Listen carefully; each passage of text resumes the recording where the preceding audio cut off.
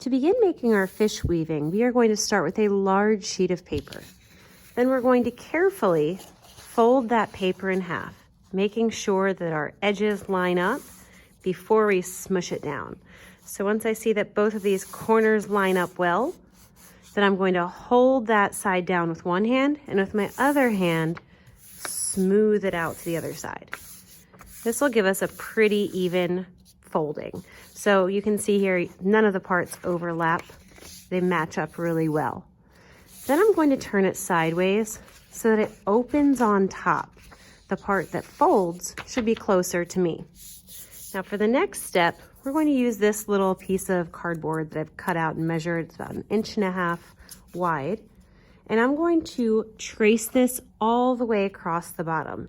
So I'm going to make sure it's nice and straight. I do not want it crooked. And I'm going to start to trace it across. So once it's nice and straight across the bottom, I'm going to use a marker. You're going to use some pencils for this step, and carefully trace all the way from the top of this down to the bottom. Then I'm going to move it again, and this time I'm going to make sure that the line is right here on this side of it. I want to make sure that I can see it, and again, that I'm not crossing over it and it's not diagonal, that it's absolutely straight next to this line and across the bottom.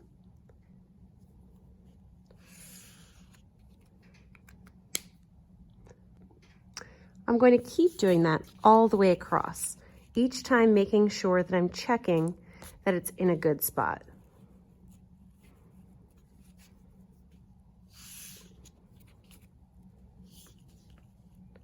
It's nice across the bottom and the top. And again, I'm making sure that I see this black line. It's right up against it, and it's also flat along the bottom.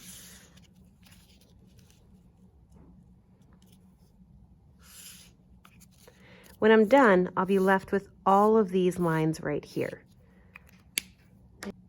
For my next step, before I do anything else, I'm just going to cut off these corners right here. I don't want to cut too close to this line because we will be using that for weaving.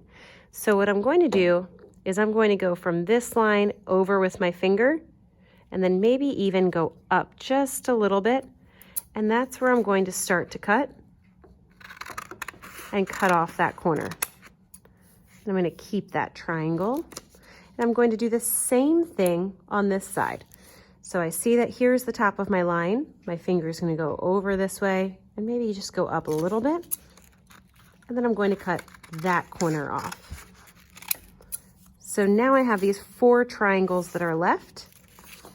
And I have this paper right here. So what I'm going to do next is with my scissors, I'm going to be very, very careful. I'm going to cut on the line and make sure that I'm really staying on that line all the way to the top of the line on each one. Really make sure your paper stays together how it is so that it doesn't move. And very carefully, I'm cutting up that black line all the way to the top. I'm going to do that for each one. When I finish, I can open it up and I've got this really cool looking loom.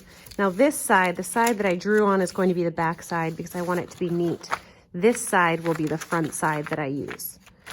Then I'm going to use these leftover pieces here and I'm going to create a tail out of one end. So if I overlap these a little bit, then I can create this tail-like shape that I can add to the end of my fish. So I'm going to do that first. So just along the one side, I'm going to put a little bit of glue and then attach the other piece like this to create a fish tail here.